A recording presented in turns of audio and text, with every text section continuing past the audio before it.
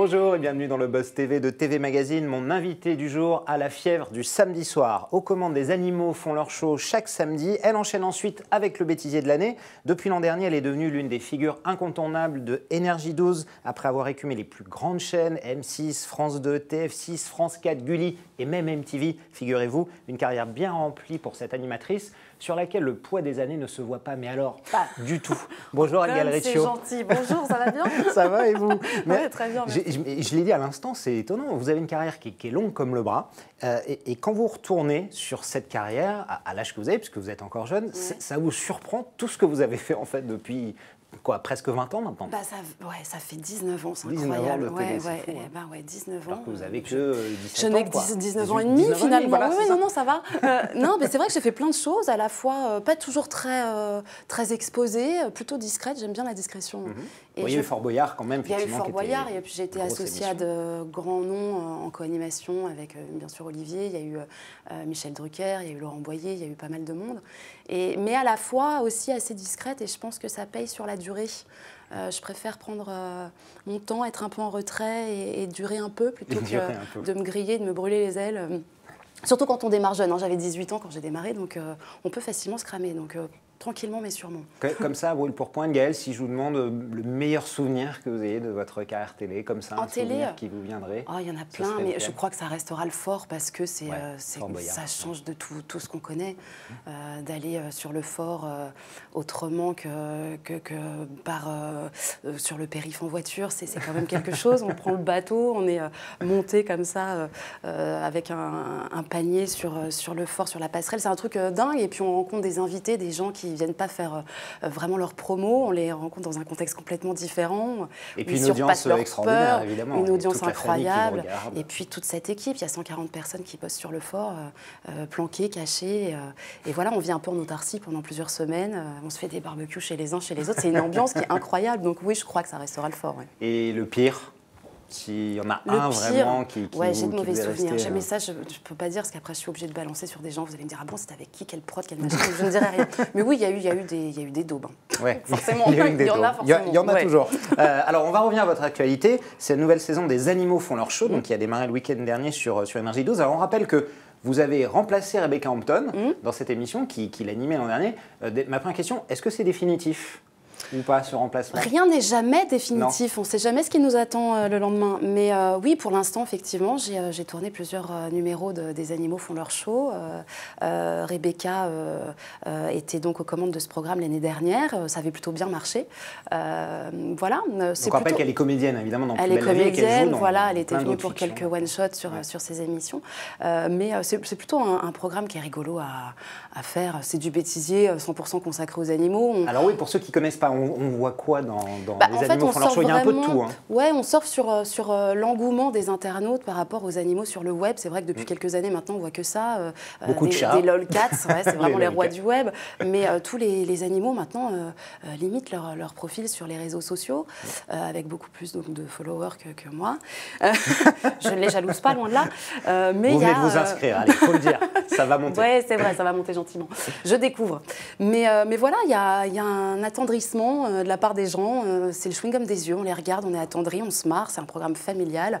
Voilà, il n'y a pas de prise de tête, c'est plutôt mignon. Un programme vraiment familial que tout le monde peut regarder. L'an dernier, il y avait à peu près un peu plus de 800 000 téléspectateurs en moyenne.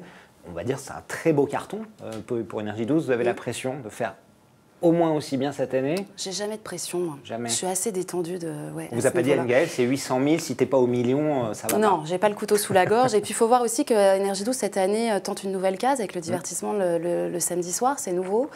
Donc forcément, ça bouleverse un petit peu les habitudes de consommation des téléspectateurs de la chaîne.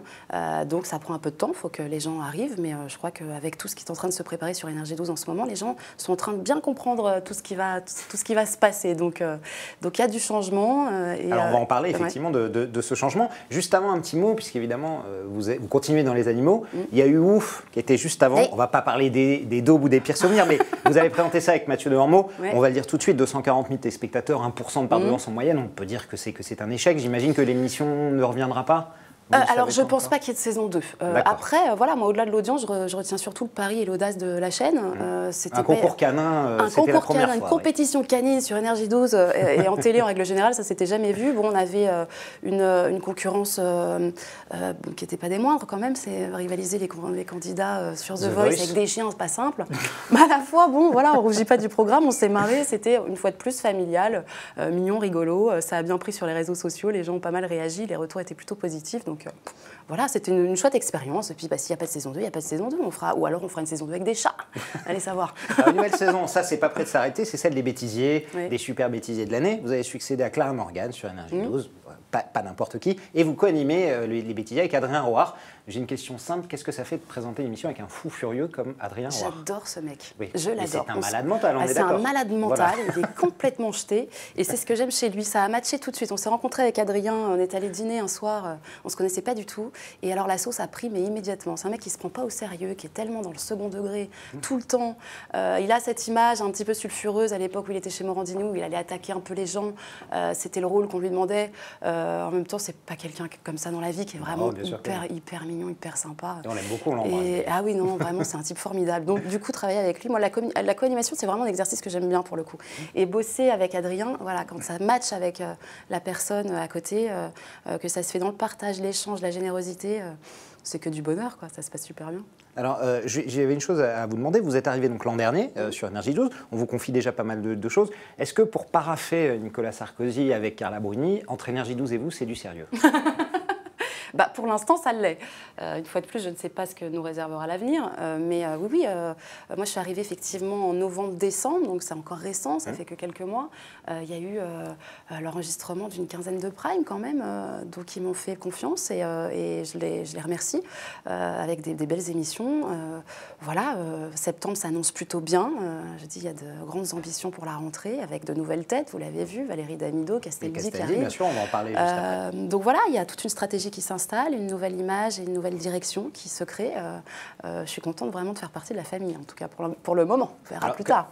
Quand vous avez signé sur Énergie 12, donc l'année dernière, quelle image aviez-vous de la chaîne? Parce qu'on a reçu ici, sur ce plateau, Mathieu Delormeau, qui nous a parlé de la chaîne, qui nous a notamment parlé de l'image de ses animateurs. Je vous propose juste d'écouter Mathieu Delormeau, puis on en parle juste après avec vous.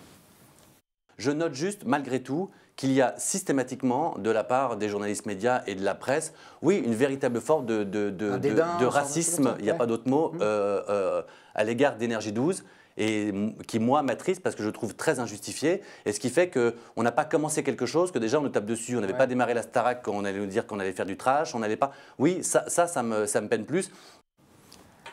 Cette image de... Alors, il a employé le mot racisme, qui est assez fort. Je crois qu'il avait été très peiné de ne pas être invité chez Nagui, où vous étiez vous-même, d'ailleurs, je crois, à Noël. Oui, mais parce que j'ai un passé aussi avec France Télé. J'ai longtemps travaillé sur France 2. Est-ce que vous aviez senti ça, Ngaëlle, ou l'image que vous aviez, vous, l'image parfois sulfureuse de la télé-réalité d'Énergie 12, ça s'est vérifié, c'est le cas? Et est-ce que vous ressentez cette forme de mépris ou de racisme, comme il le dit? Peut-être plus sur la défensive, parce qu'il est en plein dans la ligne de mire. C'est vrai qu'il est bon avec les anges, avec le MAG, il est en plein là-dedans dans la télé-réalité. Moi, pour le coup, je suis un peu à l'écart de tout ça. Puis je suis arrivée en cours d'année déjà quand les choses commençaient à changer.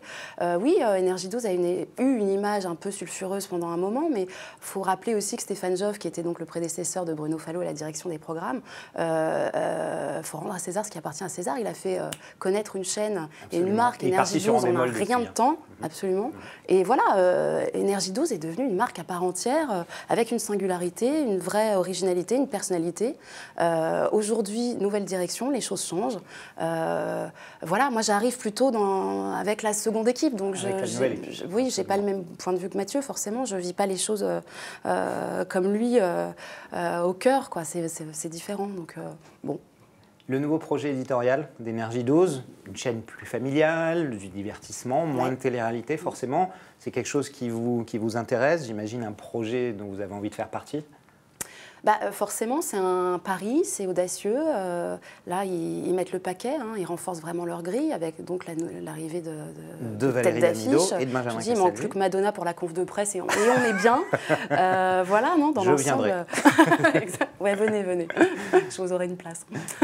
Et justement, Valérie Damido, Benjamin Castaldi, vous connaissez ces animateurs, c'est vraiment des renforts de choix pour des émissions qui vont changer véritablement la chaîne. C'est stratégique, ça marque vraiment l'esprit, voilà, de se dire maintenant il n'y a plus que de la télé-réalité sur Énergie 12.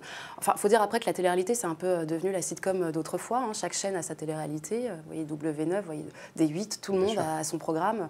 Bon, Énergie 12 aura le sien. Mais on rassure les fans, les anges seront toujours sur Énergie 12 voilà, en prochain, a priori. Mais voilà, il n'y aura plus que ça. Il y aura autre chose aussi tout autour avec du divertissement chic, voilà, familial. Donc, vous avez parlé avec Bruno Fallot, Vincent Broussard, de votre implication dans ce projet annuel. Vous avez des projets pour la rentrée? Il y a des projets oui, il y a déjà 5 ou 6 primes là, qui sont presque signés, qu'on va enregistrer dans le courant du premier trimestre donc de la rentrée. De divertissement, une nouvelle émission? Nouvelle émission. Donc, bon, je peux malheureusement pas dire grand-chose, je me sens un peu un petit titre, quelque chose. Mais non, je ne peux pas parce qu'on est vraiment en cours de signature, bon, mais ça se décide là vraiment en ce moment. Donc il y a déjà voilà, ces projets-là qui sont bien lancés. Pour la rentrée, et puis voilà, après, au fur et à mesure, tranquillement et sûrement.